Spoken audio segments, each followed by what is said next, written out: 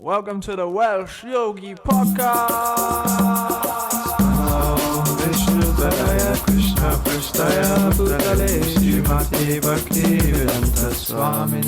Alright guys, Hare Krishna everyone, welcome to the 95th episode of the Welsh Yogi Podcast. We've been on a I think it's 2 weeks hiatus, maybe 1 or 2 weeks. We've also been on a 2-week book distribution marathon. We've been traveling all around the country, distributing spiritual literature, meeting many different people, and sharing spiritual life on the battlefield of the street. And we got a festival today. Yep. To celebrate. Nishinga Chaturdasi. There's some fasting going on here and there. Yeah. This is the day when Lord Nrisimhadeva appeared. The anniversaries. Lord Nrisimhadeva is the half lion, half man incarnation of Krishna. And he came to kill a big demon, Hiranyakashipu. And he killed this demon at twilight because the demon said he couldn't become immortal, but he tried to cover all his bases so that basically he was immortal, so he wouldn't die by any in the day or the night, by any weapon, by any man or animal. So Krishna sort of appeared as half man, half lion. He didn't use any normal weapons, used his nails. Didn't kill him inside or outside, but he killed him on the porch, which is neither inside or outside. Yeah. Could be killed, and he couldn't be killed in day or night. So Lord Nrisimhadeva killed him at twilight, which is why we fast today until twilight, because twilight is when the Lord finished his work. So when he finishes and relaxes, then we can relax and enjoy like that. So I like Nrisimhadeva. It's like one of my favorite deities. a lot of devotees have natural, just love Nrisimhadeva. There's a nice, after his pastimes, after he's killed this demon, Hiranyakashipu, he kind of he's about to go back to the spiritual world, but he stops off in Navadvip, where Lord Chaitanya, Gauranga Mahaprabhu, where he appears, and there's just a story of Nrisimhadeva, he sits there in meditation, relaxing after the conflict. I just love that meditation of the Lord relaxing. Didn't he wash his nails somewhere along the way? And there's that kind of... He washed his nails in a place called Nrsimhapoli. Just a couple of... So I've heard 2 Nrisinghapolis. So Navadvip is quite a special place because all spiritual places also have their sort of origination in Navadvip. Just like Krishna is the source of all incarnation. So similarly, Navadvip and Vrindavan are the source of all holy places. But there's another Nrsimhapoli where you heard the story of Indradyumna Swami. Yeah. And he wanted to find out where was the place where Lord Nrisimhadeva appeared. And I think he ends up, it's either South India or South America or some crazy place. And he finds this little tribe. Have you heard the story, Peter? Yeah, it's so amazing. And so you can correct me if I'm wrong if I do any details. Okay. So he finds this tribe basically that's in the middle of nowhere. Indradyumna Swami in a group, yeah. And the tribe basically say okay, no one goes there. We know where you're on about. We know the temple that you mean, but it's very dangerous to go there. Indradyumna Swami goes, no, please, show me. I can, we want to go. So they think, okay. So then they put this, and there's this necklace that this, the head of the tribe wears, the head of the tribe. And Indradyumna Swami goes, what's that necklace? He said, this necklace means that you cannot be attacked by snakes. Is that right, Peter? I think so. And Indradyumna Swami's well, I wouldn't mind a necklace like that. So they literally have to chop through the thicket. And they've reached this big chasm where they have to go across this rickety bridge, right? That's like proper Indiana Jones stuff. They have to go. They go through this forest, and then they reach this big mountain. They have to scale up this rock. Yeah. At one point, the Indradyumna Swami sort of goes a little bit behind the rest of the crowd.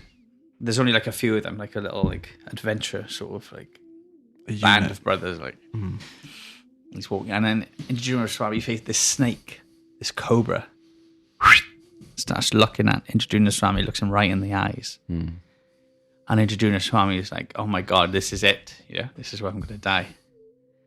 And then Indrajuna Swami's looking at the cobra in the eye, and just split second, one of the head of the tribe cuts off the head of the cobra real quick. And then he has to burn the cobra's head. Because snakes, they when they going to kill someone, whoever kills them, they lock the picture of that person in their eyes, and then their mate comes, sees who killed them Through the eyes. and then goes incredible. and kill that person. That's incredible. And that's why a lot of the time when the British, when they first came to India, they'd kill snakes, but then they'd get killed by snakes themselves. And that's so that's why, and it's just known that you have to, anyone who knows these cobras knows that you have to burn them to make sure that the partner doesn't see who killed them. So then they keep going through this, and eventually they reach like this old temple. And anyway, I think Indrajuna Swami, basically he goes in to the temple and then he sees this vast, huge sort of pool, this huge lake. And the lake is red, blood red. And this is one of the places, this is one of the Nrisimhadevas, where Lord Nrisimhadev washed his nails after killing Hiranyakashipu. So this lake is even now is blood red. Is that right, Peter? Yeah, Is that roughly the story? I think so, yeah. Anything I missed? Um, Years since I heard it. Sounds cool though. Indrajuna Swami. Have you heard the one where he goes to the Amazon? That's insane. With like fighting off piranhas and goes into ancient tribes, and I haven't heard those, no. that's the Amazon one's amazing. Huh. It goes, and there's like this, this rickety boat, and it's like, okay, yeah, this is the captain, and he has to go into this boat and they navigate through the Amazon. And has to dodge like these piranhas, and it's insane. That's for another podcast, probably. Yeah, he's a real adventurer, isn't he? Yeah. He's got, yeah.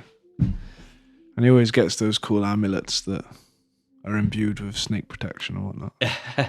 Like he's got all kinds of things. But he gave the Nrisimhadev deity to Nrisimhadeva. Oh yeah. You know, there's in Nrisimhadeva, there's a Nrisimhadev deity with his tongue sticking Lakshmi. out. Lakshmi Nrisimhadev. Lakshmi, yeah. Yeah. He's got his tongue sticking out as well, which is cool. Like, you could pray to Nrisimhadev, isn't it? Like a lot of people, devotees will pray to Nrisimhadev for protection. Yeah. But he gives protection, he can remove obstacles. Big time remove them. I mean, I've done, there's places when I felt danger trying to preach Krishna consciousness. And every time you just chant the Nrisimhadev, my Namaste, Nrisimhadeva, you get protection. If one's haunted by ghosts at all, then it's recommended that you... You got that Shivaram Maharaj on YouTube. You Yeah. type in Shivaram Swami Nrsimha Stotram. and that It's powerful. makes the ghosts be gone. Yeah. It's very powerful. Yeah. It's a proper Ghostbuster. Dun, dun, dun, dun, dun. Nice.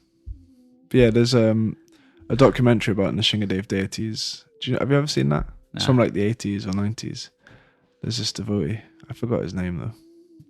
So it's no good. You won't be able to find it. Maybe you could. But I love watching that. But I just went on his Instagram and there's a picture of, he goes to this deity and it's like he's under a tree in India. Like he walks up to this place under a tree and he goes this he's like talking to the camera. He goes, this place is so charged with spiritual energy. Because Nrisimhadev himself is sat here. And there's like a deity. He's just not even in a temple, just under a tree.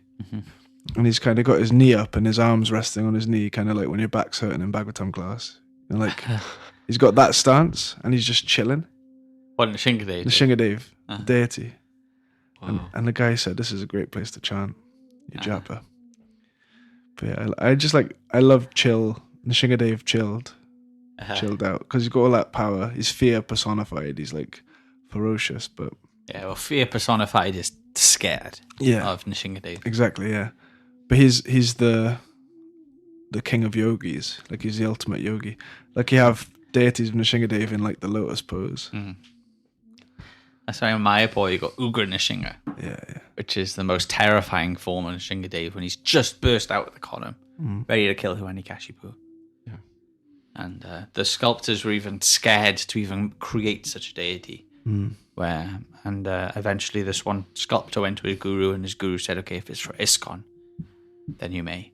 Because the people were attacking the Mayapur temple. So they wanted a Ugra Nrsimha deity to protect. So eventually he carved it, and the Nrsimha deity actually burnt down, engulfed the house that he was in flames because he was so angry. So the sculptor was like, quick, get him out of here, get him out of here. And they took him to Sridhar Mayapur. Had to put him in like a vat of sandalwood paste or whatever to Cool him down. keep him cool as he travelled to Mayapur. And that deity you can see now is Ugra Nrsimha. So he's based in Sridhar Mayapur, and he's there to protect. And no one has tried to attack the Sridhar Mayapur since that deity's been there. Yeah. Super fierce. But then he's very gentle to the devotees because that's his mood. But you ask him to, he uses his sharp nails to rip out any material desires, rip out any obstacles that may be there in the path for the devotee who wants to gain spiritual love for the Lord. It takes some bravery to like ask for material desires to go away, though. Yeah, I can't. I prayed in Nrsimhadeva, like, please, you could rip out my material desires, but do it in a way that's nice. Do it in a way that I can handle, please. I always like to meditate on his tongue, like while he's licking Prahlad Maharaj's head.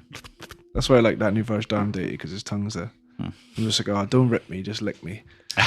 Don't rip me, just lick me. Yeah. That's the name for the podcast episode. Don't rip me. Yeah. It's also interesting how his image is quite like violent, and quite like gory. But it's quite like it's very like holy, divine image at the same time.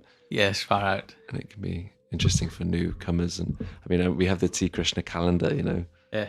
And I gave one to my parents, and it's just funny because they just, 1 month they just turn to that page and it's like some guy with his like intestines being ripped out and like, oh, here's my. Yeah, there's like a New York punk hardcore band, and they've covered their album, the Cro-Mags, and their album has Nrisimhadeva on the front. And this guy Gavin that I got tattooed from, he said he's done loads of those tattoos. Is he? Of Nrisimhadeva, because people like that album cover, like these hardcore punk kind of guys. Yeah. So he said, yeah, I done it on someone's stomach. So someone's got Nrisimhadeva. He doesn't even know who Nrisimhadeva is, but he's got him on his stomach ripping out Hiranyakashipu. It's an attractive image, basically, isn't it? Yeah, and that's the thing. It's something that looks quite cool, but it's very special. Yeah. It's like it's spiritually pure, even though it looks violent.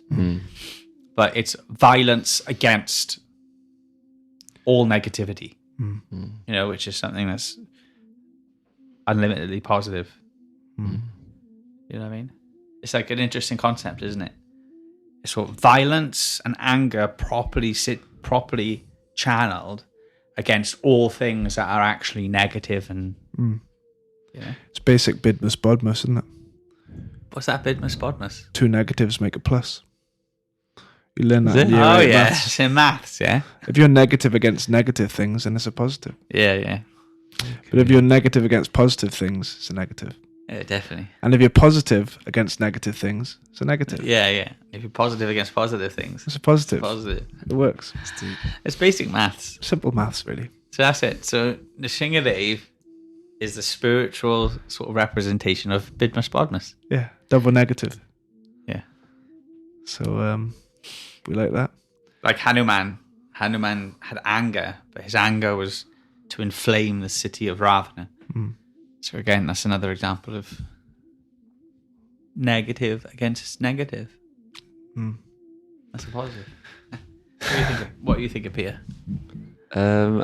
I guess even then when Hanuman burns the city, there's a bit after where he's like, he thinks that he might have accidentally killed Sita, and I think he's making the point that anger can be very, very dangerous and destructive. But Totally. then Lord Nrisimhadeva, he kind of does it in such a completely pure way, isn't it? Yeah, because sometimes, like, what if you see, like, if you're walking down the street and you see someone getting raped, you gotta go and protect. Or if you see a child being attacked, you have to use anger in order to protect. Yeah. So this idea of like, oh yeah, we got to be pacifists. Hare Krishna is a pacifist. Right? We're not pacifists. We're not pacifists at all. Like we said, one of our people today, we worship Lord Nrisimhadeva. Who we have to use. We use violence in order to protect, in order to help people, isn't it? Yeah. Our book's on a battlefield. Like you even said in the introduction, Peter, that we were on the battlefield. Yeah, exactly. The street, yeah. Of the street. Like, what do you mean by that? What do you mean by battlefield? That's a bit weird, isn't it? Why do you call it? What you're saying? You're going out and giving out spiritual books and knowledge to people, yet you call it a battlefield. Why is that? The true battlefield's within Gopala. Exactly. Yeah, it's up there, isn't on it? the street, you're fighting yourself. You're fighting your lower self. Fighting the mind. You're fighting that demon inside you that's like, forget this. That's what Prabhupada said, wasn't it? That the we have Hiranyakashipus are actually within these material desires within our hearts. And we got both, isn't it? Wait, let Peter speak. Sorry, Go on, Peter. sorry. I'm just Sorry, Peter, can I just stop you there? Sorry for interrupting you. Stop there. Let me just say sorry for the new listeners. Did we really like? Who is Hiranyakashipu? For the new listeners who don't have a clue what we've been talking about, episode 95, and even for the experienced listeners, I don't have a clue what we've been talking about. Just chill. Just listen. Yeah, you'll pick up eventually. That's how it works. A little ghee will stick. Yeah. But yeah, who is Hiranyakashipu? Sorry, Peter. Yeah, go, Peter. I'm going to take a vow of silence for 2 minutes and just step out. Okay, I'm timing it. Okay, go. I don't want to explain who he is. I think you're. He's taking a vow of silence now for 2 minutes. At explaining characters. Peter. Okay. He's taking a vow of silence. I'm timing it. Hiranyakashipu is the biggest, baddest demon to have ever lived. Is that safe to say? Yeah. In this universe, or is Hiranyaksha his brother? He's probably worse. No, he's not. Really? Yeah. Go on, Peter. You got to start making sense now. Okay. Anyway, he's one of the two biggest, baddest villains ever to exist. It's probably safe to say that like all villains, like Marvel, DC, everything, they're all kind of like based off the original villain. Hiranyakashipu makes Thanos look like a little puppy dog. Really? Oh yeah. Like to control, like to have the demigods cower. Yeah, because he did actually, didn't he? He controlled the whole universe. He was so powerful that he was starting to change karma, so that instead of doing good things and you get good results, you do good things and you get bad results, and you do bad things and you get good results. Wow. Like he's so go on, Peter. You're good and well. Go on. Yeah, so he's the worst of the worst. And I'm thinking about prasadam now. You're thinking about what? Prasadam. I'm thinking about eating. Been fasting. Sorry, I'm going to break my vow of silence. You broke his vow. You made me break my vow with that comment. Yeah, Hiranyakashipu. What are you saying now? He made all the negatives positive and the positives negative. Yeah. Well, he flipped up Bidmas Bodmas on his head. He did, yeah. He made it so that's what he wanted to do. So that's how evil he was. Mm-hmm. And we can see that within ourselves, that we want to kind of make our own system, have our own set way to control the whole everything around us, so it suits our way. Yeah, like that's our demoniac evil propensities that we want to enjoy everything. Yeah, we want to be a little bit better off than everyone else. Yeah, but in doing that means even just by having a mobile phone, that means there's some slaves that have to mine away in order to get cobalt in some horrible place in the world. You know what I mean? To live our standard of life, your average standard of life in the UK, that means people have to live like slaves in other places in the world. So something we perceive as positive, our phone, is negative elsewhere. Is it like that? Is that what's happening? Like, yeah, I mean, if you think about it, like, do you know what I mean? Like when there was a thing about in the UK, like, oh, we have to do austerity, and everyone was like rebelling against no austerity. But for us to perform no austerity, like the standard of life we're living at the minute is like so artificially high. And that means a lot of the world have to live like slaves in order for us to live like this. We're completely like exploiting so many places around the world and so many people, and we don't even realize it. You've said that before, and it only kind of just hit me, like looking around the room, like, you know, these microphones, this machine. It's like there's so much like, you know, like struggle, but like these, we can just order these things off Amazon, and we don't really like think about the people that kind of suffer to. Well, look around the room. Like, someone had to lay every brick in this building. Someone had to plaster every wall. That's proper toil. Like, it's hard work, and we just take it for granted. Do you know what I mean? Like, there's so much effort and work goes into doing everything. Yeah, and we don't think about it. Especially so these like devices. Yeah, because they've got little bits of metal in them that are expensive from like a mine or something. Yeah, wow. And we can't even fast for a day. You know what I mean? There's people starving. Peter's hungry. There's people starving in the world, Peter. Yeah, if you look at like for, you know, a lot of history, India was just like basically just like a company. It was a company. The UK called it like the India Company. So like the rest of the world just saw it as a resource to exploit. So they just completely exploited it as a resource. And there's so many other places in the world that are just seen as just resources for the sort of overly pumped up Western civilization. Even now, like, I was on a train and there was a Indian guy sat next to me, and he's a animation specialist in like these Marvel movies and whatever. Like his job is to like make the camera. He plots the camera's position so they can put the CGI onto the like film that they filmed. And he was saying like they give him projects that are impossible to complete unless he works 18 hours a day. Like he says, they say you need to do this in 3 days or you're out of here. Yeah. So like there's like a team of like 1,000 extremely talented technical Indian workers, and they're just doing these insane deadlines, and they get about 50 quid a month. And like if they have no leverage, like if they ask for more money, they're like, no, we've got like 100 people behind you that want your job. So it's just, even now, like countries like India are exploited. Whereas he said he wants to get a job here in the West. That's why he came to uni. It wasn't for the education. It was for the visa to be able to work in the UK for 2 years. And then maybe he can work for his company here. And instead of £50 a month, he gets like $2,000 a month. So it's like insanely more money. But it's like, that's the way the balance is.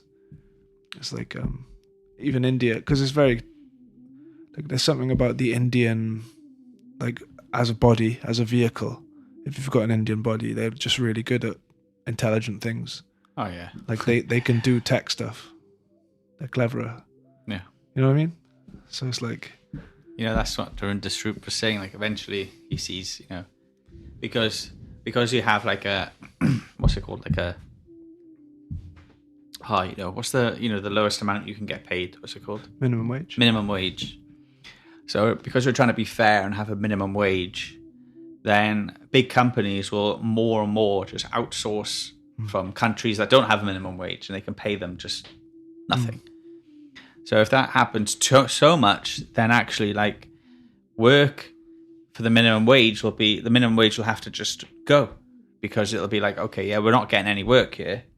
So then you would lower the minimum wage, and there is no minimum wage in even countries like the UK and America, and then you just get slums, you know, and then that's how society starts to degrade. You just get slums everywhere, and then from that, then you get some, revolution. And he has this whole idea that eventually you'll get like little warlords will come up like Mad Max or something. Cool. And eventually one of those will sort of emerge as like the topmost sort of emperor. And then maybe that emperor will start listening to the devotees, and then maybe you'll start to get maybe the golden age of Lord Chaitanya come. That was his sort of like diagnosis of maybe what might happen. But that's this kind of thing that we're talking about, that imbalance. Awesome. He likes the Mad Max world. Yeah. He's just hungry over there, isn't he? It's good. I mean, event like this society of, we're living artificially above our means. There's not enough resources to sustain the way that we're all living, and it's a fact. And then within our lifetime, we're going to see a huge change in our standard of living, and it's going to be shocking, and we're not going to be used to it. Our generation is the most coddled generation there's ever been. Yeah. That's without a doubt. And it's only going to be a matter of time before everything just collapses. And then that's why Srila Prabhupada wanted us to get, as soon as possible, farms, start living off the land. So we're not dependent on this like host society that is within our lifetime will collapse. It's like ever since we're born, we're rubbish. Like I heard a class from David Amrita Swami, he was making this point. We just think, okay, rubbish goes in the bin and then it disappears. Okay, where does water come from? It comes from the tap. Okay, light, it comes from the bulb. And then when you go to the supermarket, it's like you don't have to depend on nature whatsoever. It's just like choice. There's unlimited choice, and I can just pick what I want whenever I want, take it. Food comes from the supermarket, so we're so disconnected from where things actually come from, isn't it? And where things like rubbish go, we got these huge landfill sites, just loads and loads of trash piling up and polluting the oceans, but we just put it in the bin and it's out of our so we're so disconnected from nature. I picked some rhubarb the other day. And the flowers this morning. And the flowers. Where did you get those flowers? I wanted to try some of your crumble. There's probably the mush left. You made crumble? Can I have some of your crumble? There might be some mush, yeah. What about me? What about you?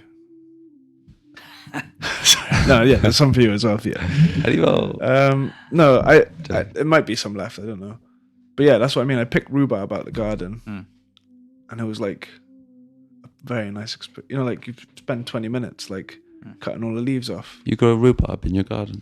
No, I just found it in someone's garden and picked it. Okay. And the flower? I still had the experience. Flowers are from our garden. We got the rose amazing bushes. Flowers. They're big ones. Have you seen them? Oh yeah. Big like Nrisimhadeva colour flowers as well. Worked out nice. Yeah, they perfectly match the altar. They bloomed in time. They wanted that, and I bought a little spider in the temple this morning for some chapter. Yeah. From that rose bush.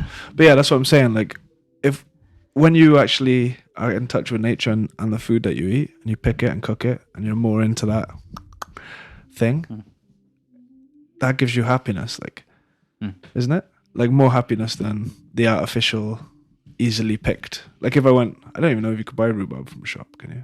I think so. Yeah. Depends. It's a bit more seasonal. Yeah. It's a bit more seasonal. Very seasonal. Apparently it grows like a weed. You just plant it and it will grow. Like it takes no effort. And that's why it got popular, because in the war, they had to rely on stuff like that. Like rhubarb. Rhubarb is delicious, isn't it? It's delicious, yeah. Yeah. Oh. My mum makes a mean rhubarb tart. I gotta try some of that rhubarb crumble. You gotta try it now. There might not be any crumble on it though, because I know some of the boys scalped the crumble. Wow. I put custard powder in the crumble, and it became like. You should have known to leave some for. With Gopala, like. For Gopala. Yeah. There's more rhubarb. We can make another one. Yeah. Okay. Just for the Welsh yogis. Yeah, we're so disconnected, isn't it? Disconnect. I just wanted to round it all back to the whole Nrisimhadeva thing, is because we were talking about how society is disconnected, how society is messed up, minimum wage imbalances, so on. All of that is the result of like this Hiranyakashipu mindset. Yeah. Like this, I want to be the most powerful in the world, or at least as powerful as I possibly can be, and I don't really care if it hurts someone else. Yeah. And we all have to own the fact that that's inside us. Yeah. Like every moment, there's always a little devil on your shoulder going, whatever, nick that thing out of the fridge for yourself, or like we're trying to like capture a little piece of. Yeah. And that's the thing. None of it really belongs to us. it all belongs to God at the end of the day, Krishna, isn't it? That's a good point. And that's why this day of, like, we're praying to Lord Nrisimhadeva. It's not to pray like, oh, could you please remove the badness from the guy next to me? Yeah. Or can you please remove the things from my heart? Please, Lord. And you have Hiranyakashipu as a big demon, and his brother Hiranyaksha is also a big demon. And his brother Hiranyaksha was mining the earth, wasn't it? He was extracting all the, was it the oil or the gold? There's gold, the oil, the whole lot. Yeah, the resources from the earth, so much that the earth actually lost its balance, its equilibrium, Fell down. and fell. So we're doing the same thing, we're just extracting all this like oil and everything from the earth, and we're just damaging the earth's ecosystem and equilibrium. And we're falling down. That's what Sri Rama said a couple of years ago when we were in India. He said, our contact with the mode of passion and the mode of ignorance is extracting all of the good resources from us, and we lose our balance and we fall. That's what depression is. That's what anxiety, stress. This is our equilibrium's been disturbed because our good qualities are being taken out by this kind of selfish Hiranyakashipu, Hiranyaksha mentality. So we pray to Varaha to kill the source of the fall down and lift us back up to our righteous position. But that's a scary prayer too, because kill the source of the fall down means give up that selfish mentality. Stop trying to like gather all of the acorns for yourself, or like stop trying to save so much money for yourself. But just take what you need, isn't it? Atyahara, something like that. Like the animals, they don't hoard stuff, do they? Yeah, they just take what they need. The point. You leave a bunch of grain in the middle of the street. The birds will take what they need and fly off. The human will go and grab it all. Oh, a free bag for me. Yeah, but put it in bags and take it all. Sell it. Yeah. Sell some bird feed. Have you ever played Halo, King of the Hill? Yeah. Game mode. This world's like that, isn't it? King of the Hill, you know. Just want to get in the best position, and then King of the Hill. Shoot everyone. As soon as you're on top, you're kill. You're in danger, basically. Like Tarkan was saying, the king. There was a great king, you know, and he was sitting with all the opulence around him and all the, you know, the beautiful ladies, and there was a servant who was really envious and really wanted that position as the king, and the king said to him, you know, you can come sit here on this throne if you want, but right above him is this hanging sword, you know. I think that's something else, isn't it? It's more to do with like the fact that when you have more position and power, there's more danger in this world, isn't it? It's true, because there's more people trying to get to the top of the hill. Yeah, They want to get you out. And that's the thing. Everyone wants, you know, there's another story where the worker in the field is working so hard, and he looks up at the palace, and he sees like, why can't I be a king? You know, the king's up there enjoying, has all that pomp, and I'm just here working. And the king is looking out the window, and he's looking at that farm worker, and he's thinking like, I've got so much pressure about should I do this and should I do that, and why can't I be just a simple farm worker? And that was the point in the Vedic society. You only have the amount of like sort of opulence in order, because it would balance to how much headache basically you have.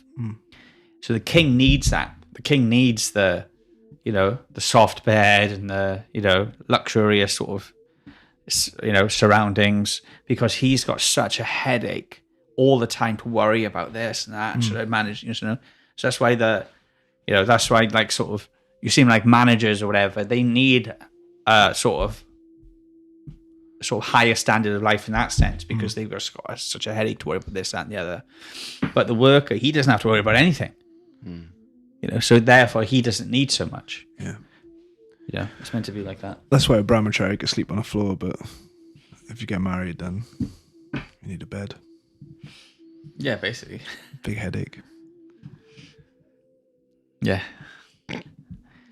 So Bhakta-rupa, you're going to get married, right? When's your wedding? Date TBC, I think. Oh, so it's to be confirmed, yeah. We're working on that. Any listeners get invited to your wedding? Yeah, if you listen to the podcast, just come. You're invited. Yeah. All right. Simple as. All listeners to the podcast get a free invite to Bhakta-rupa's wedding. Mm-hmm. Wow. Do do do do do do do do do do do do do do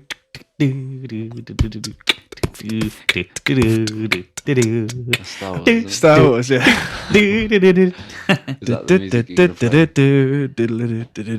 Yeah, I was thinking, just to balance it up, because I really wanted to talk about Nrisimhadeva's tongue too. Okay, sorry. So you got Hiranyakashipu getting ripped apart. So that's the part of us that is materialistic and selfish and wants to be the king of the hill. Uh-huh. That's one side. Pray to Nrisimhadev. Can you kill that part of me? Because it's not helping anyone. Mm-hmm. Can you rip him up? And then there's the other half, because Hiranyakashipu, his son, Prahlad Maharaj, he's like the saintly person. He's the polar opposite. Like he's completely selfless. He wants no position for himself. He just wants to serve Krishna, serve Nrisimhadev, serve God. So it's like we've got one of those in us as well. Like deep down, all of us also have like a pure devotional. There's a devotee in everyone. Even the darkest person in the world, he's just more covered. His Hiranyakashipu's taken over.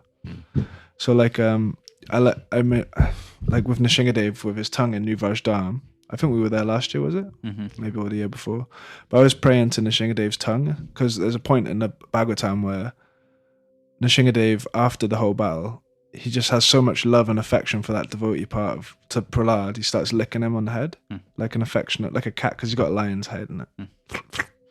So it's like I was praying to Nrisimhadev's tongue, like, can you just lick me like this? Like, can you, in other words, can you bring that devotee side of me more? Can you make that guy me? Like, I want to be the Prahlad Maharaj in me. I don't want to be that Hiranyakashipu in me. So please give us a lick. Like, you're very creative. I know you think about things. Cheers, bro. I'm a plant, and I. Very nice. Okay. Yeah, but what was you say? Don't. Well, I think we have to end the podcast. Yeah. Because I've got a Pujari meeting. Yeah, we're going now. But that was the title of the podcast, wasn't it? Rip me, don't lick me.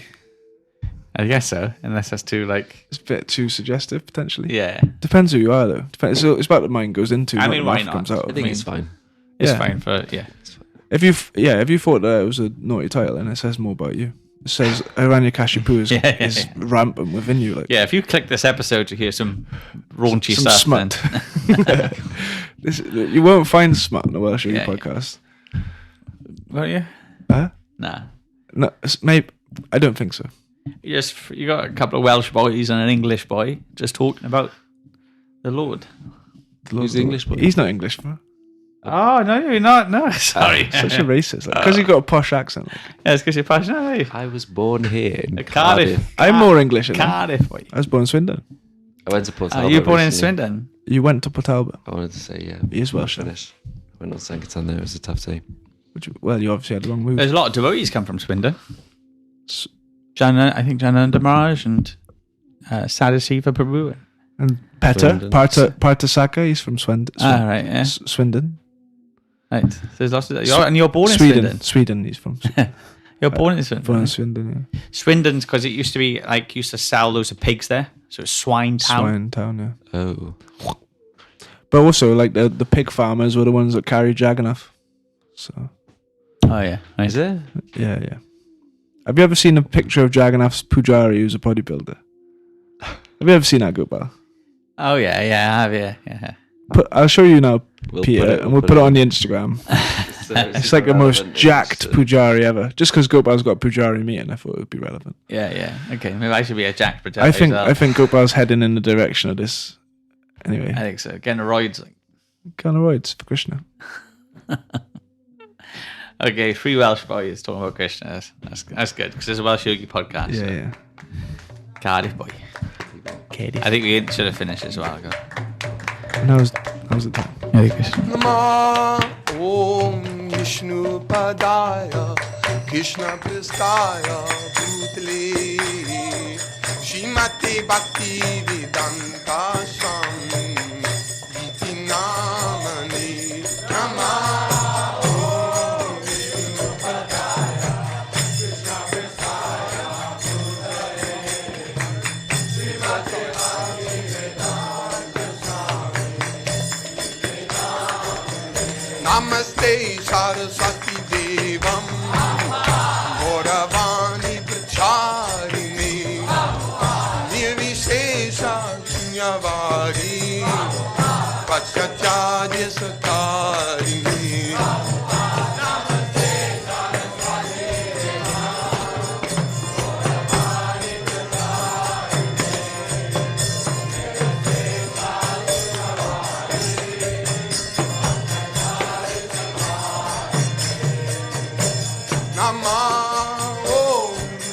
Nrisimhadeva Krishna Prestaya Bhutale Shrimate Bhakti Vedanta Swami Vinamani Namaho.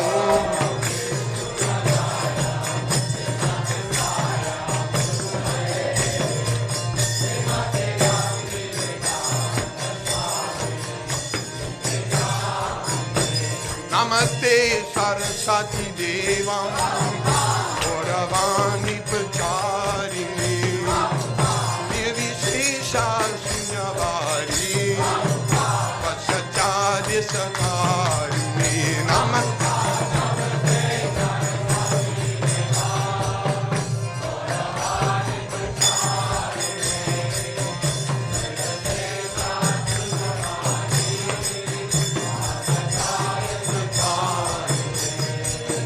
Nityananda Bo, Hari Bo, Hari Bo.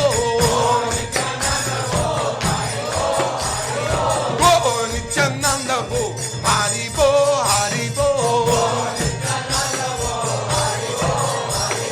Hari Bo, Hari Bo. Hari Bo, Hari Bo.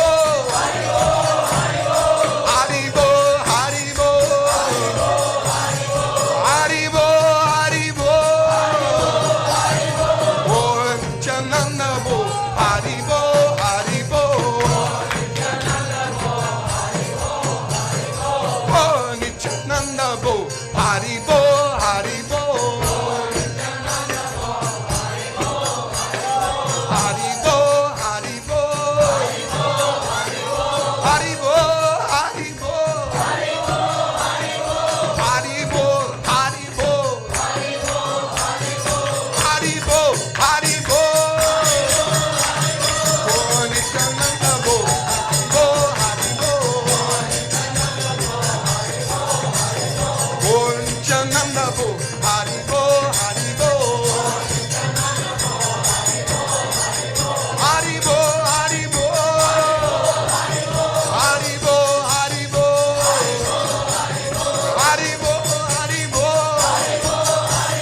Hari Bo, Hari Bo. Oh, Shigarada Bo, Hari Bo, Hari Bo. Oh, Shigarada Bo, Hari Bo, Hari Bo. Hari Bo, Hari Bo.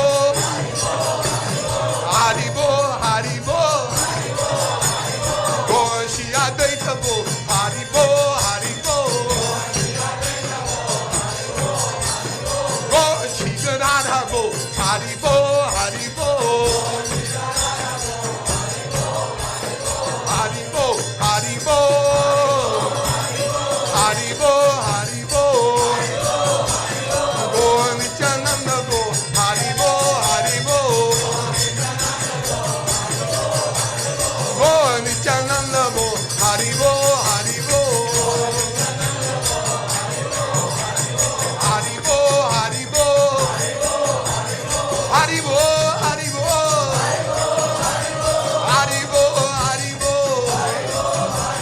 Hari Bo, Hari Bo.